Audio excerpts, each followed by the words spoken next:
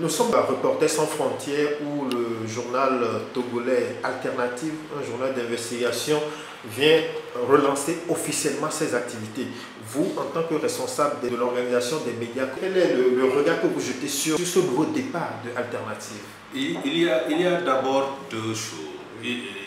La première chose, c'est le fait de voir que quand les principaux responsables de ce journal avaient quitté leur pays en mars 2023, cela fait presque un an maintenant, c'était comme pour leurs détracteurs un moyen de signer l'arrêt de mort de ce média, qui effectivement est resté quelque temps sans ne plus paraître en kiosque, parce qu'il n'y avait pas d'animateur principal sur place.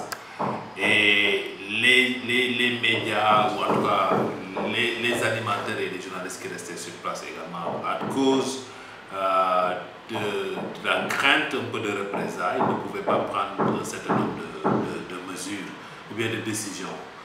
Et donc il fallait essayer de réinventer une alternative en fait, pour reprendre le nom du journal, pour faire exister alternative comme on sait.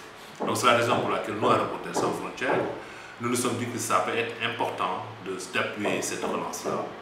On l'appuie en fonction au nom du droit à l'information et au nom de la liberté d'informer et au nom de ce qui s'est passé au Togo également et de ce que représente le journal dans le passé entre 2008 et maintenant. C'est un journal qui a quand même travaillé sur de très grands sujets d'enquête, d'investigation, les Swiss Leaks au Togo, toute la partie Panama Papers au Togo.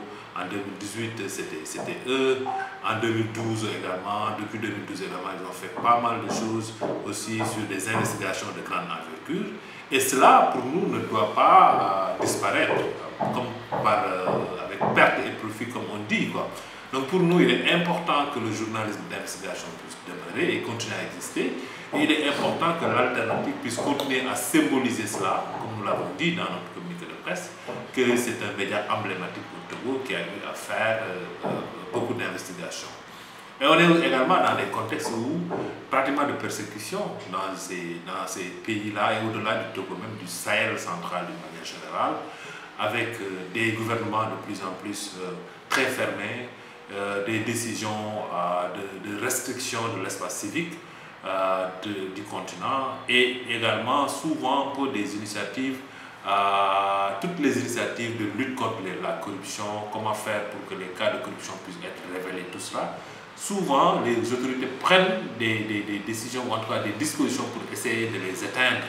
Et pour nous, il faut des journalistes d'investigation qui prennent le temps de travailler sur des sujets de fond, qui prennent le temps de défendre un peu leur idéal de journalisme, qui prennent le temps d'investiguer sur comment leur pays, en tout cas, plusieurs aspects ont été gérés. Et quand les autorités refusent de rendre compte et que ces gens-là révèlent un peu les failles pour que l'opinion publique soit informée. Et ça aussi, c'est un droit qui appartient aux journalistes.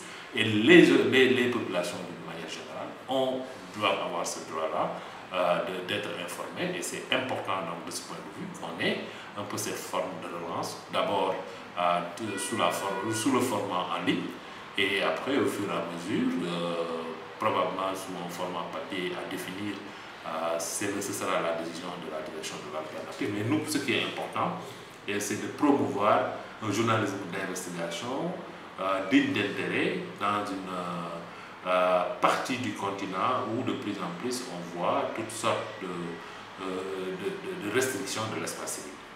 Alors, c'est sur la base de la persécution du régime en place au Togo qu'ils ont été contraints de partir à l'exil, en tout cas pour ce qui est des responsables. Aujourd'hui sont installés au Sénégal. Est-ce qu'il n'y a pas de crainte que les deux pouvoirs en place se parlent et qu'ils continuent de subir aussi encore des pressions au Sénégal? Il y a toutes sortes de craintes quand on est journaliste d'investigation. Il y a toutes sortes de risques quand on est journaliste d'investigation.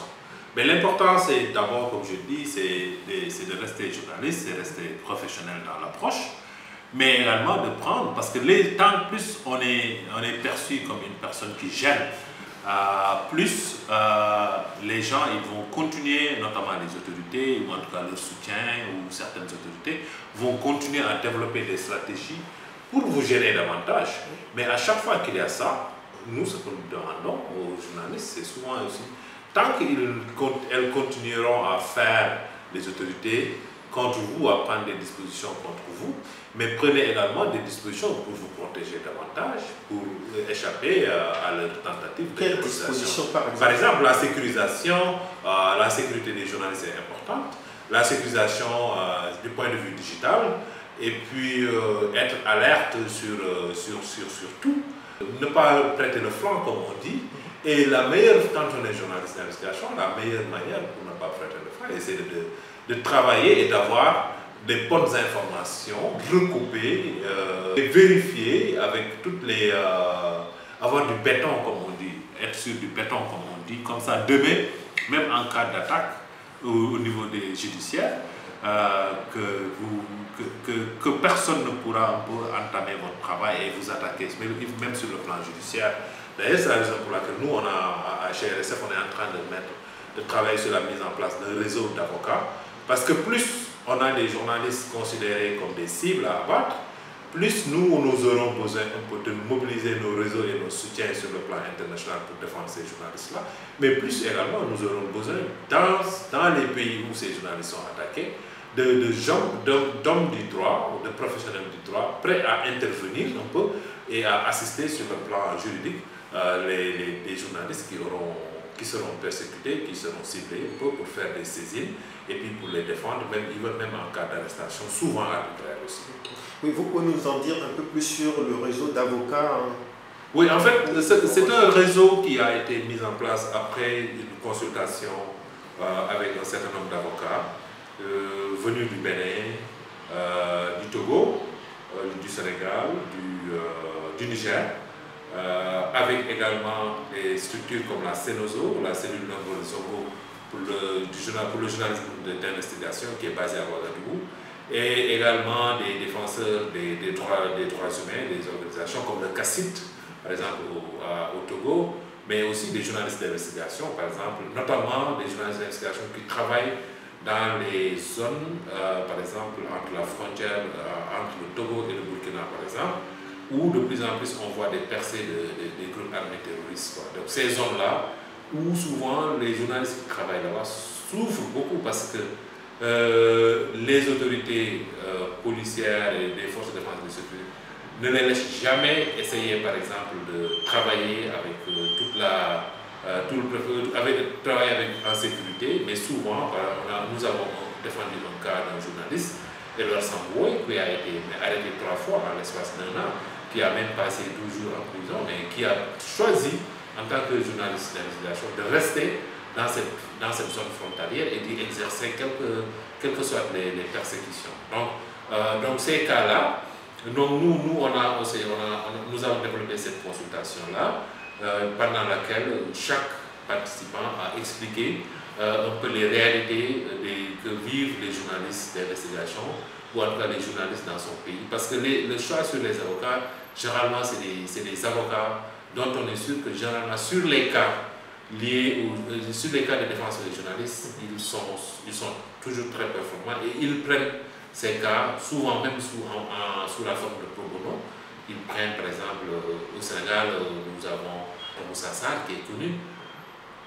L'ensemble des journalistes récemment qui ont été arrêtés, si ce n'est pas Maître Moussa Sarr, c'est Maître Siré Koulibaly, si ce n'est pas lui, c'est d'autres avocats. Mais essentiellement, les cas les plus emblématiques, c'était Maître Moussa Sarr. Au Togo, par exemple, Maître Elom Pané qui a défendu Ferdinand Haïté, Isidore Kouenou. On avait parlé aussi avec Maître Ato Mensah, aussi qui est connu au Togo comme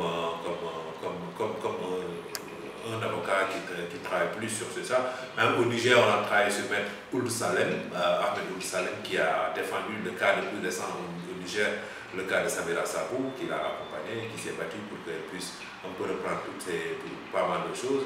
Au Bénin, par exemple, on travaille pour Maître Driss Oussou, qui est connu, qui a lui-même été journaliste pendant au moins une bonne quinzaine ou vingtaine d'années et qui est devenu avocat aussi.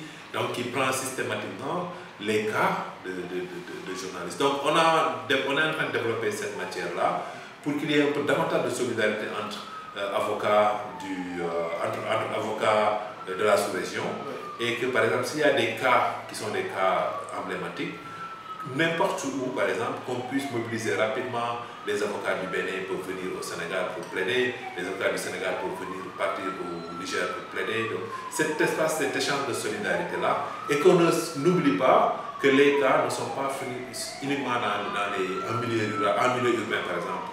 Les cas ne sont pas plus fréquents dans les capitales du pays, mais également en milieu rural.